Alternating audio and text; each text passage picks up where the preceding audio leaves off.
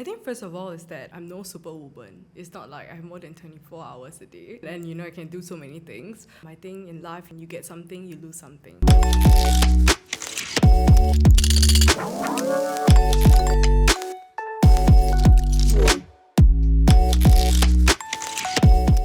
Welcome to the Brick-Mortar-Cloud Podcast, where we showcase about scaling stories of F&B and retail.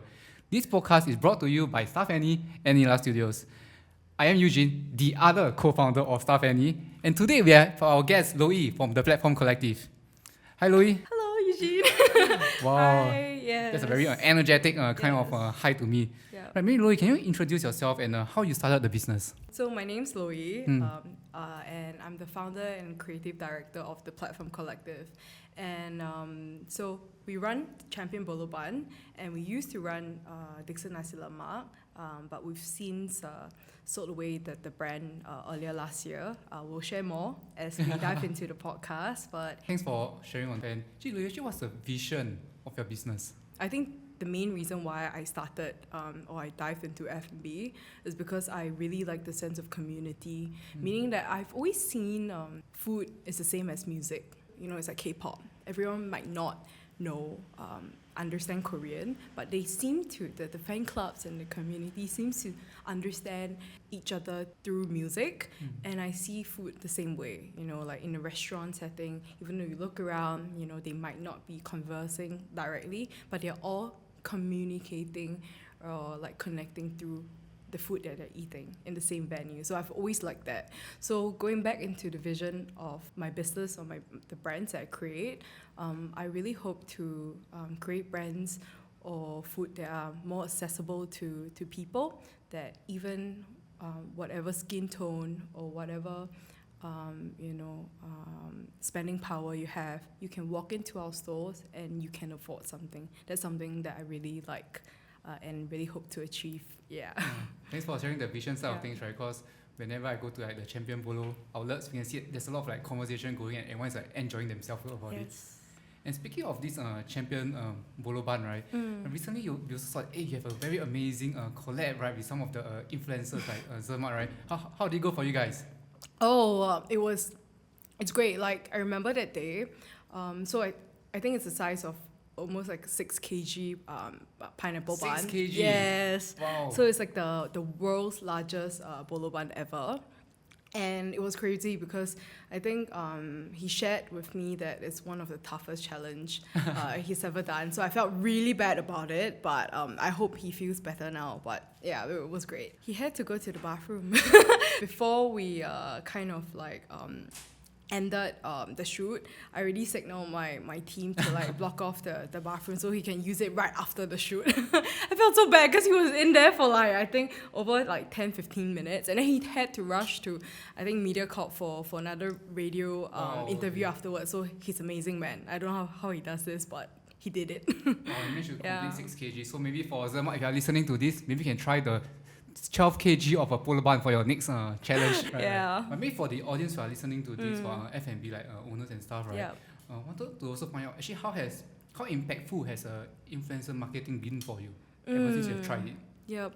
I think for something that we're really, really grateful for is that during I think the first 6 months to a year of that our business started in for Champion Bolo, we actually spent $0 on like marketing, like $0 in influencer marketing. And back then, we actually were very lucky in the sense that it was one of the peak seasons of COVID, and a lot of influencers came to us and they did a lot of free marketing for us, because back then I think there were not a lot of new entries to the market because it was COVID no one was starting anything, and we were one of the very few who started during COVID. And all the influencers came and we instantly like went viral. So I think first off is that definitely influencer marketing helps with the business. It drives traffic to your business. But if you're speaking about the long-term success or sustainability of the business, definitely like influencer marketing is not the key point because the after all, you have to understand that you are a food establishment. What you're selling is the quality of your food to your customers, and customers are not stupid. customers are getting smarter and smarter.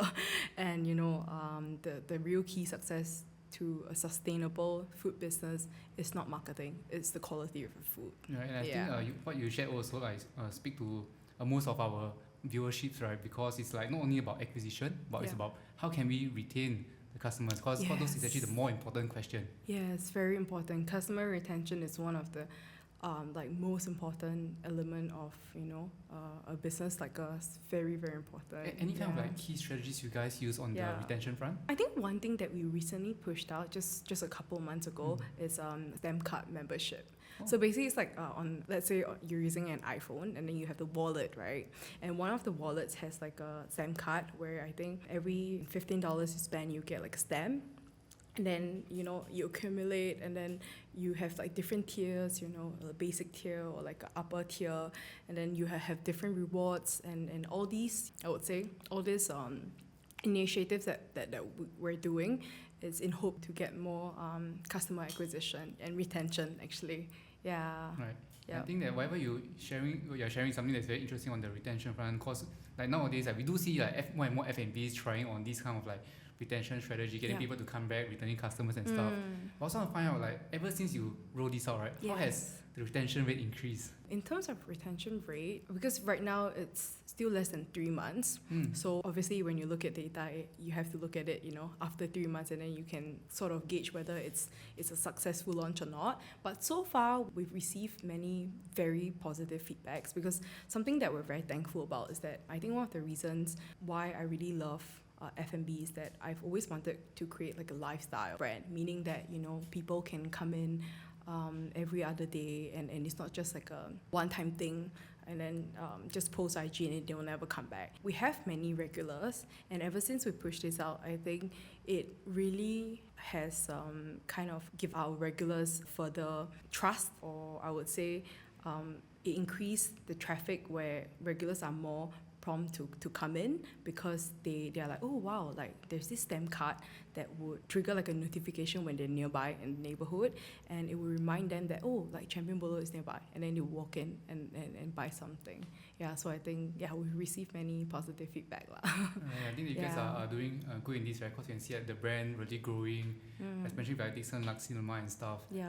And this leads me to the next question that I think a lot of the viewership is also very interested to hear, right? Yeah. It's like, so how did that acquisition on a Dickson Nasi Lemak go? Okay, so now it's 2025, right? Earlier last year in like Jan 2024. So what happened was that like just one random day, I remember I was at home and I received like a phone call. And I received a phone call from this person. I'm not gonna name drop, but basically they have over like 100 outlets. They run their F&B group. And they reached out to me because they wanted to initiate like a potential partnership, you know, to potentially open like a over 2,000 square feet flagship for Dickson Nasi Lemak. And at a point in time, I was in talks with a potential franchisee for Dickson Nasi Lemak already.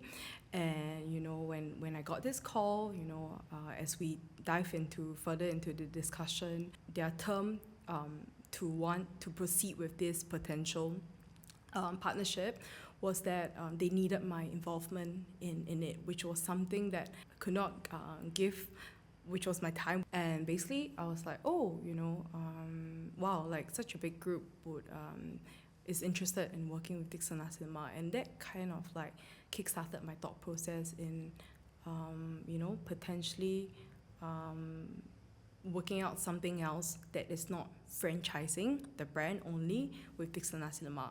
And as mentioned earlier, you know, we were already in talks with a potential group of franchisees. And as we were preparing and diving deeper into the process, the planning process, I found it very, like there was a lot of workload and a lot of responsibilities involved, because the group of franchisees back then, they were prepared to quit their job for over 10 years, and they had like children and kids, you know, family, kids to feed, and to do Dickson Nasi Lemak. And I felt that, you know, I couldn't fail them lah, and it's really a huge responsibility on my end.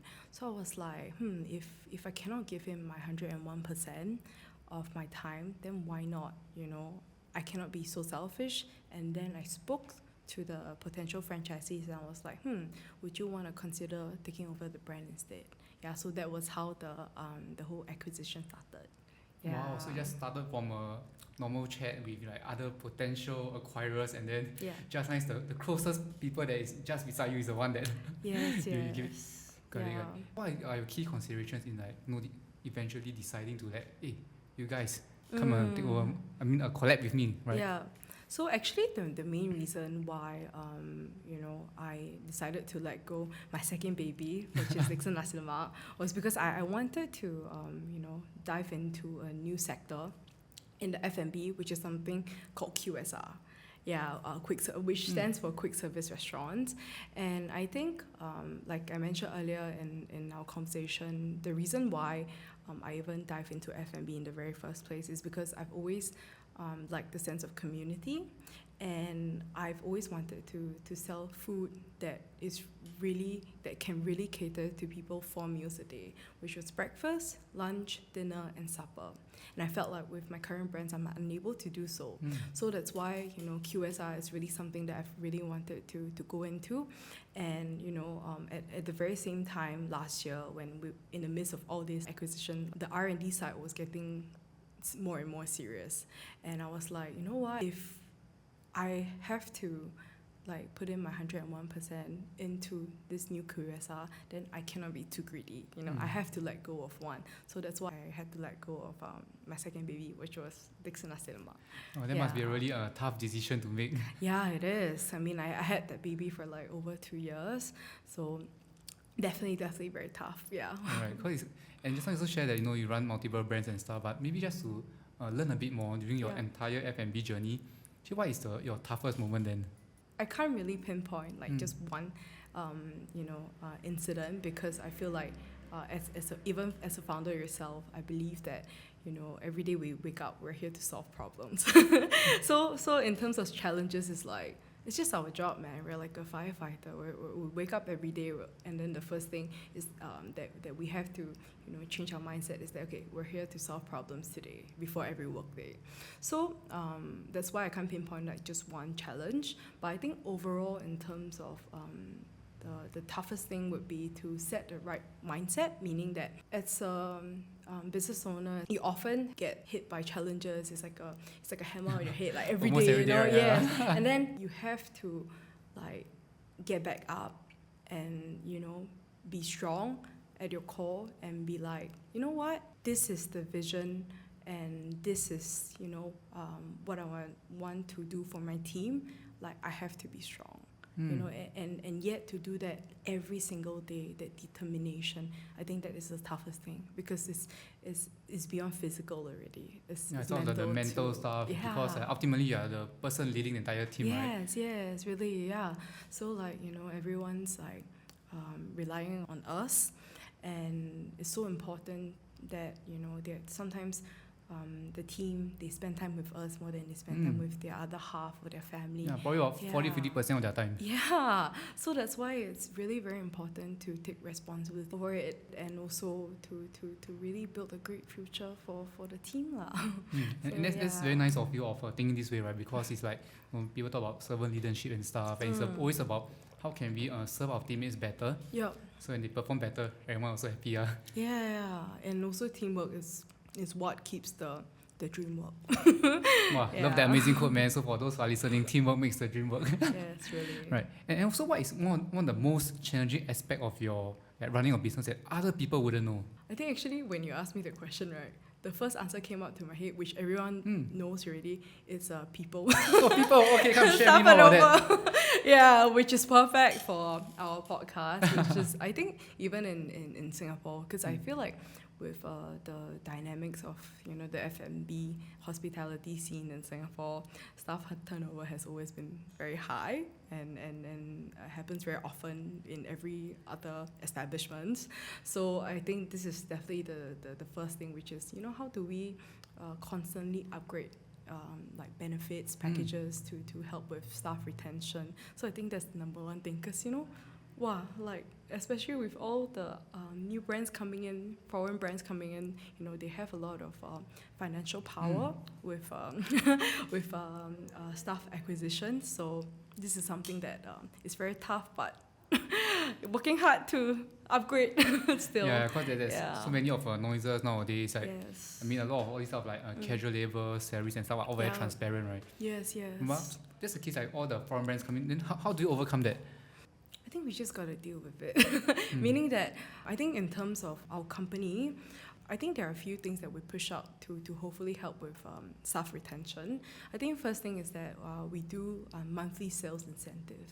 And second thing would be, I would say our overall, you know, at this January 2025, I would say we pay our team higher than market rate. And third is that, you know, when you look at your P&L, you know, the budgeting for our staff salary is always something that, you know, we cannot save. Right. It's something that we cannot cut back on, because for example, if you cut back on, you know, like staff, well, you have to understand that we are people business. You know, who are the people, or who are the group of people who turn up to work every day to run the shift? It is, you know, them. So this is something that, you know, we can cut back on every other, obviously food quality cannot, but you know, every other aspects, but food quality and, you know, staff benefits is something that we cannot cut back on. So that's the third thing. And fourth thing would be that, you know, I think we also do annual bonuses. And at the moment, so far, you know, in terms of OT, this is something they're very strict about, that, you know, we do not encourage our team to OT.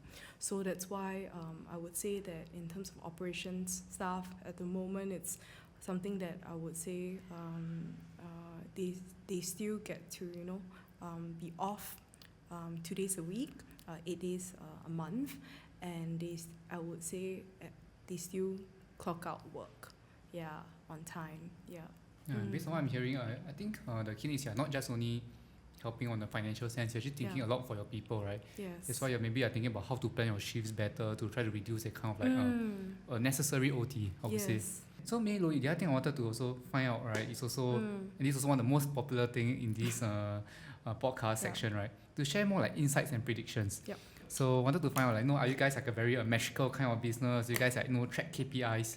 So frankly speaking, the first year, didn't even know what was KPI. No, actually the first 2 years, you know, into the business, we didn't have all these like appraisals in KPIs, whatnot. We didn't have all these like structures in the company. But yes, to answer your question, yes, now we do have you know, regular appraisals, structure in place, and, you know, KPIs to brief the management team. So we do have all these structures in place now. Any key KPIs that you guys know usually track on like a week-on-week or month-on-month basis? There are a few aspects that we track on the weekly/monthly basis.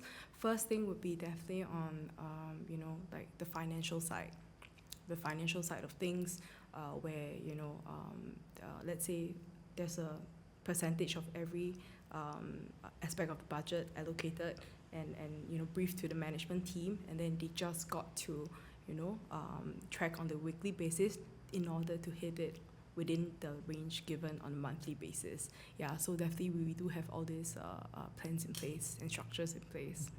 So you guys are actually quite metrical already now, since you guys are tracking this month-on-month, right? Because a lot of people still struggle to even record down where are all the costs or where all the revenue coming from. It's very important How you guys think about rental then?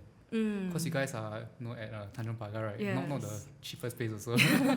But we were very lucky, because I think when we started in Tanjong Pagar, it was one of the peak seasons of COVID. You know, when it was, because the stretch that we're located in is Tanjong Pagar Road, and it's filled with Korean restaurants, Japanese restaurants. So it's very like restaurant dine-in based. And at that point in time, you know, no one wanted to rent. Restaurants were closing down, and, you know, basically there was more supply over demand. And at that point in time, we were very lucky because we got a very good deal. Yeah, so and we managed to sign like a long 3+3 years. So I think we're very lucky in that sense lah. Yeah. Zermatt Neo is pretty hot area. Yes. But based on your experience right now, being at a hot area, right? In the future, when you open a new F&B outlet, will you be willing to pay higher rent for higher footfall, or will you still be more conservative or more calculated in terms of like choosing an expensive rental area? I think it really depends on your business model, meaning that if you're looking for mass and you're looking to scale up, definitely you have to pay up a higher price tag for higher traffic locations. But if let's say you are you're looking to open just one location, then it might not be the most ideal to dive into a place with high traffic and high rental, because you don't have the volume to play with the rental lah. Just now we talk about a bit of the rental, because one of the biggest costs in F&B, right? Yes. Then how about labor? Then do you guys have any like particular like labor efficiency ratio you guys track, or sales per labor hour? Yeah. So to answer your question is that, so in terms of our budget allocation, labor is actually one of the highest. Yeah, as mentioned, it's something that we really cannot save. Yeah, so I would say we're at a range of 30 to 35%. Okay. Of our revenue. Wow, okay. Yes. Yeah, that's still pretty benchmark. Yes. Okay. Then I think the other thing about like opening new stores and stuff, like actually, when do you decide to open a new store? Like, will you open profitable store first, or how would you think about it? Because just now I hear you guys are thinking about QSRs and stuff. Yes. This is just my own personal take.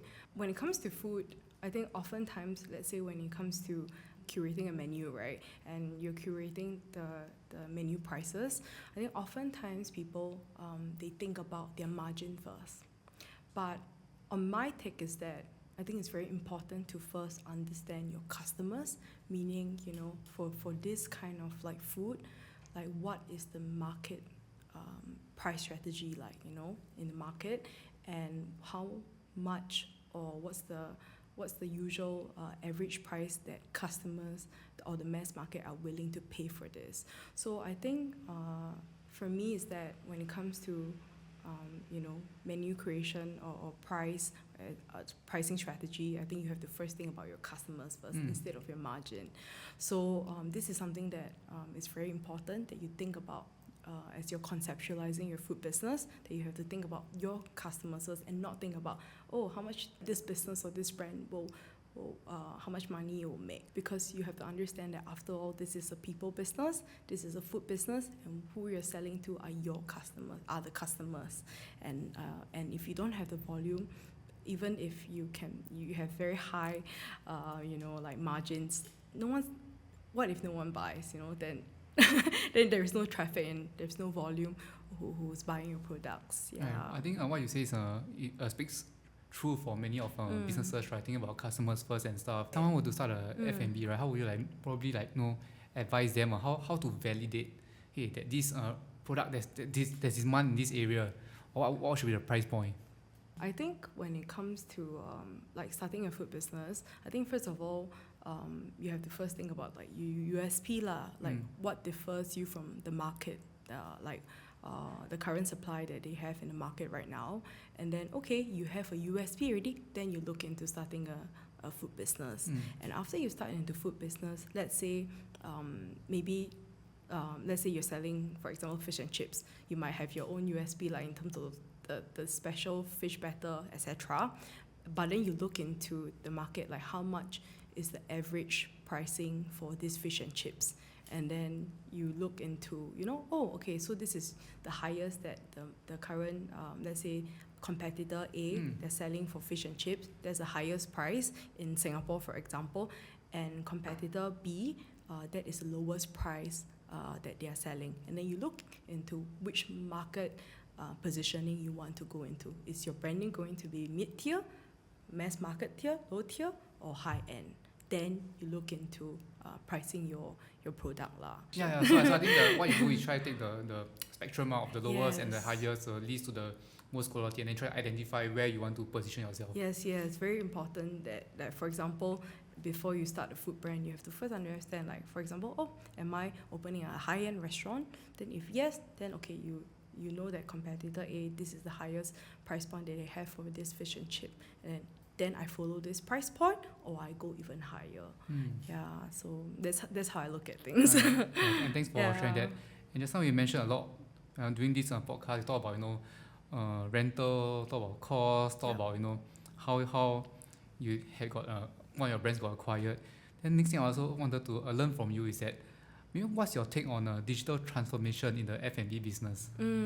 Yeah, so important. Yeah, share a bit more. Yeah. Yes, I think at the even before we started Dickson Nasi Lemak, with just one outlet, which was Champion Bolo Bun, we already started, using like HR systems and cloud accounting softwares, etc., to help with our business.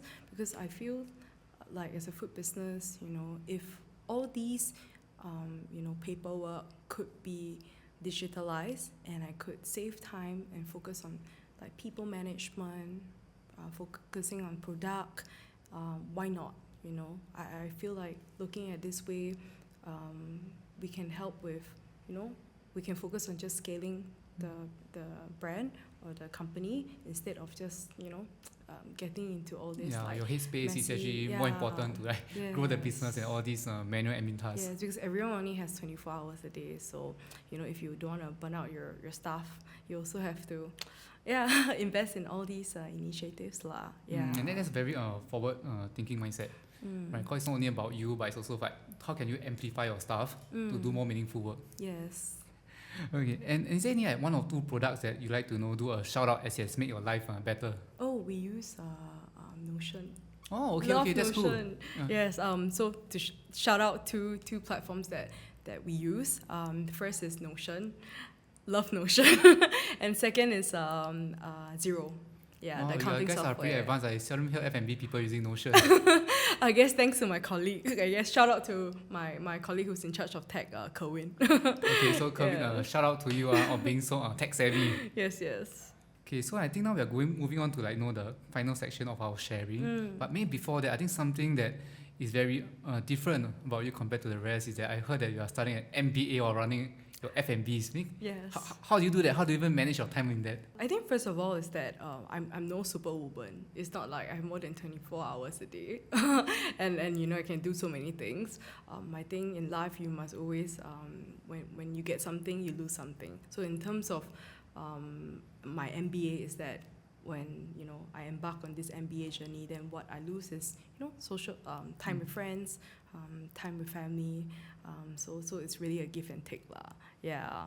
You must have a super, I would say, stringent or super disciplined time management to be able to juggle all this. I would say discipline very important. Yeah, because it's like with MBA. Because all of us are adults, right? As we're taking down this course, and as we're doing assignments and project work, it's really like own time, own target. So it's really discipline is very important. All right. So now we'll move on to the final section of our sharing, which is the rapid fire questions. Oh, okay. This is the fun part, when I'll ask a question and you can just reply in one sentence. I hope I can keep up with it. Okay. Who is someone in the industry that you think that you follow and learn a lot from? It's super common, but in the pop culture. But I would say I really like Steve Jobs. Wow. Yeah, because I think I was really inspired by like his campaign, like Think Different. Even my wallpaper is a Think Different wallpaper. But the reason why is because I think even though F&B might seem very mundane, like new concepts popping up, people might think that like the market already have this, etc. But to me, one of the reasons why I take on the creative director role in the company is because I want to come up with something that's very different. For example, like Champion Bolo Bun, we are the world's first Bolo Bun concept. And with the two other new QSR brands that we're curating, can't share too much at the moment, but also something that is never been seen before in the market. So I really admire how Steve Jobs, brought really a different change to the whole like tech industry. So I think this is someone that I really Nice. admire. And we'll be looking forward to the change that you'll bring to the F&B industry also. Yeah. Then what is one piece of advice you wish that someone had given you when you were just starting out? I mean, I really live by this quote, is where when you lose something, you gain something. So I came across this quote through a show that I was watching, and then there was this sentence that he said, and why I feel like I wish someone told me this earlier was because I think in the first few years of my career, I took a lot of things like personally, meaning that a lot of things for example, let's say I lose out on this business deal, like I took it very personally and it would hit quite hard on myself. But when I look at this quote, it kind of reframed my thoughts, meaning that let's say I lose out on this business deal, but what I gain, I do actually gain something. I gain more time, and more time. I could use this time to focus on things that I love, my family, my friends, or like just do nothing and read book.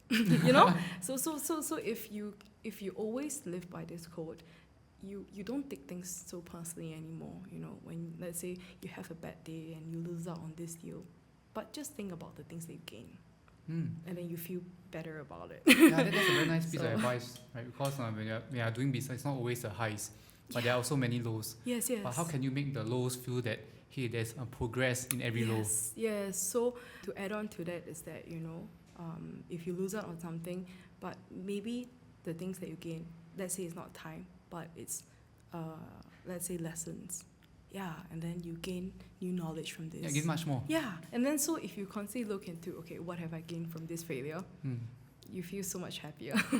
Nice. Yeah. The next question will be more interesting for you, but maybe you can imagine yourself like 10, 20 years down the road. Okay. You have a son or daughter who wants to join the F&B industry. Oh, What advice will you give to him or her? I would say, first of all, is do sales.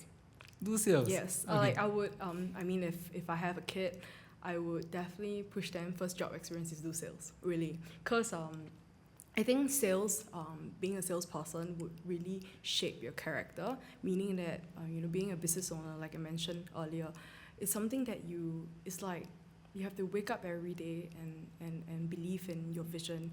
And this is like more than just passion anymore, it's determination. So going back into why being a salesperson is something that would be the first advice I would push my kid to do, is because if you're when you're doing sales, you'll be faced by a lot of rejections, and a lot of negativity, and during his or her experience as a salesperson, you get to meet many different kind of people too, and in terms of communication, that would really help with your future ventures or work. So that's why, I think first thing, I'll push them to be a salesperson first before venturing into their own F&B.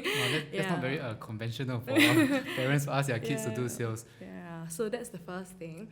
And the second thing would be to work in a couple of like F&B companies / restaurants first before venturing into your own, because I think it's as much as, let's say, this restaurant might not be something that, for example, let's say your vision is to open just a hawker stall, but still, please go work in a high-end restaurant, even if it's not, similar to what you want to do.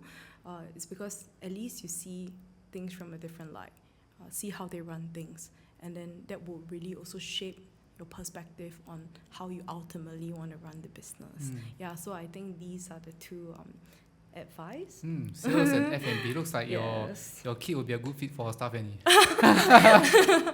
Yeah. Right. Okay, so Loh, you also wanted to find out, like, if let's say you have a good friend, right, or maybe for yourself, right, if you were to dine at your own restaurant, what is the perfect meal you order for yourself? Okay, I think right now, because after we sold off the brand, at the moment we only operate Champion Bolo Bun ma. So at Champion, it's always the same for me. It's just the classic with butter and the iced milk tea. Yeah, so I feel like this is like a perfect match that can never go wrong. So will it be like the 6 kg Oh, buns? no lah, no lah. That one just a A nice bun, yes. okay. Thanks for sharing all this, right? So that people who are at Tanjong Pagar area can always feel free to drop by the Champion Bolo Bun to just get some bun and some drinks. Yes. And Loie, how should people who know is interested in your brand follow you? Yep. So our IG for Champion Bolo Bun is Champion Flagship. You can just like key in the word champion and flagship together on IG. You'll find us. And the next brand that we are venturing into, the IG handle is called don'trunaway.official. Wow, don't run away. Yes. So that's the new name for our new venture. I can see the IG handle coming out from your creative roots. Yeah. Okay, and are you willing to offer one mentorship coffee session with an aspiring F&B entrepreneur?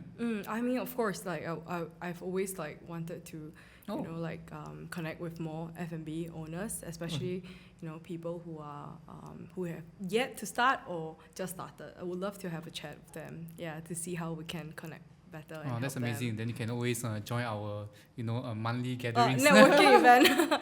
Yes, have been there already. Guys can go. Yeah, it's very helpful. You build a lot of good network. Wow, thanks for the positive shout out. So I think thanks for offering your time here. Now we have come to the end of the podcast. Any parting words or they don't want to share with the listeners, right? Or probably what they can look out for in the F&B industry in the next 6 months? In the next 6 months? Any kind of trend that you are seeing? I hope it can be us. Okay. I hope our brand can bring some sort of value to the customers in Singapore. So hope keep a lookout, I guess. Nice. So for those who are listening, keep a lookout to what Loie is gonna come out for, and sometimes when she's in the outlet, feel free to drop by and say hi to her. Yes. I'll be Okay, Loie, thanks so much for having this session. Very honored to have you here. Then I'll see you guys next time. Bye-bye. Okay, bye-bye.